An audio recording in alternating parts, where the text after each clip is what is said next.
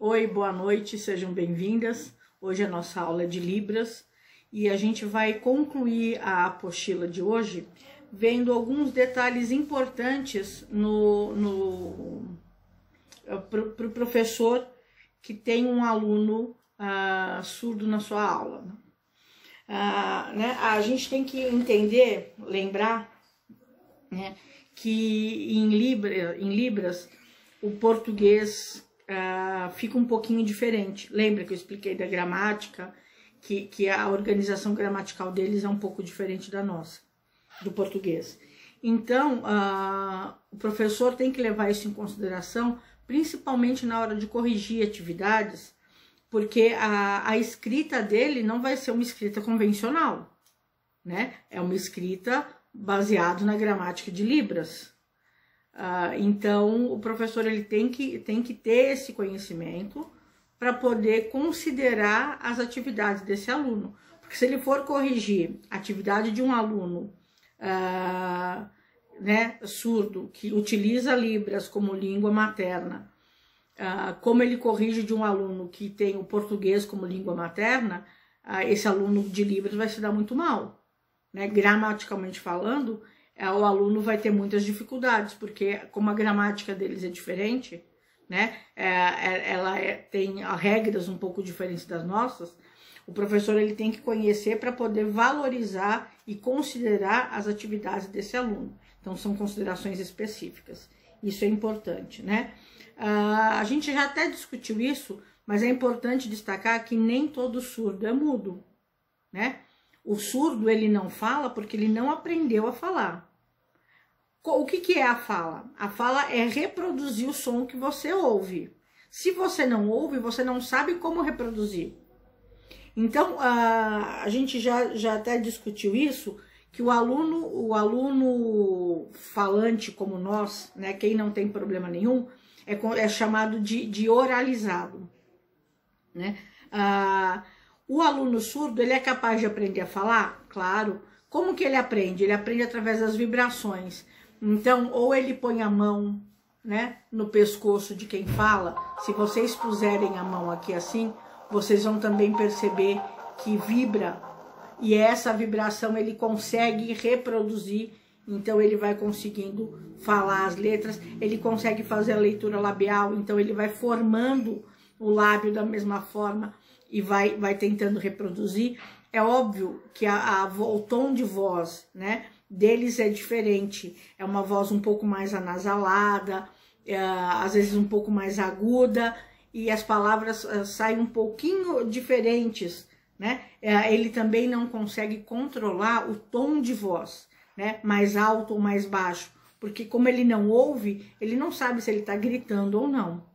Então, ele é um processo longo, né? É um processo que é complexo, não é uma coisa simples de se fazer, mas é possível, né? É possível. Até muito pouco tempo atrás, inclusive até um pouquinho antes da Libra ser aceita como uma forma de comunicação, a gente tinha o problema disso, de que os alunos eram obrigados a oralizar, não fazer sinais. Muitos lugares não admitiam o sinal como forma de comunicação. Ele queria que os alunos surdos fossem oralizados, que eles aprendessem a falar para poder se comunicar, né? Então, foi uma batalha muito grande para vencer esse processo e se admitir Libras como uma forma de comunicação.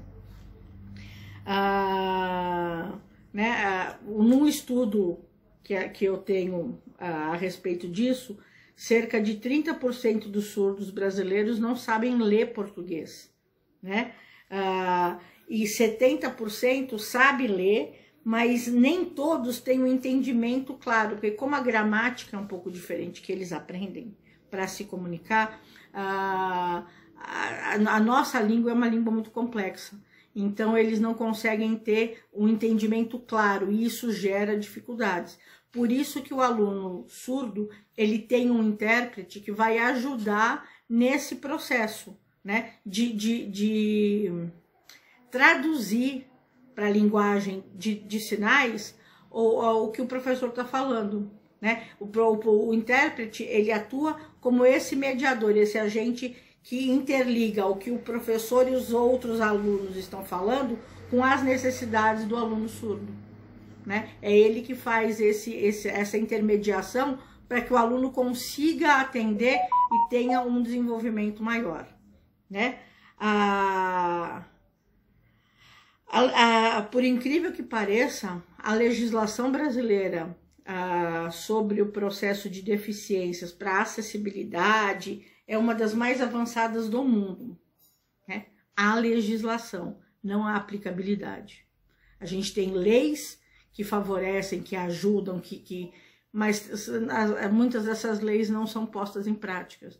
Então, a gente não tem, nem todo lugar tem acessibilidade adequada, né? Que um cadeirante, por exemplo, consiga entrar. Não tem o sistema de braille para um cego poder ler as orientações que estão num cartaz, por exemplo, né? Não tem uma pessoa nas repartições públicas que saiba Libras para poder auxiliar quando chega algum usuário da língua de sinais numa repartição pública para fazer algum pedido.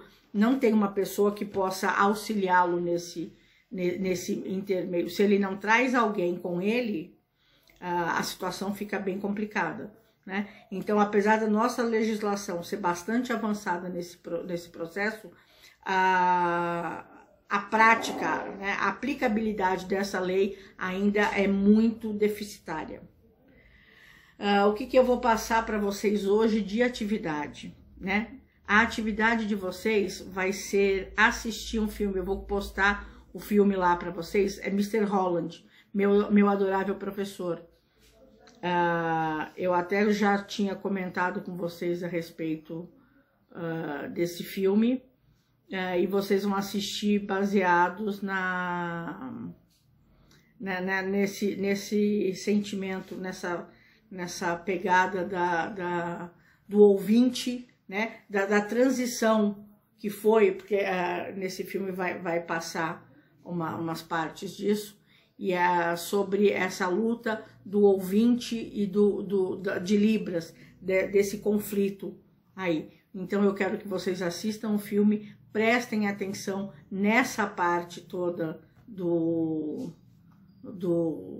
filme. Eu vou deixar depois, na próxima aula, a gente vai fazer umas perguntas a respeito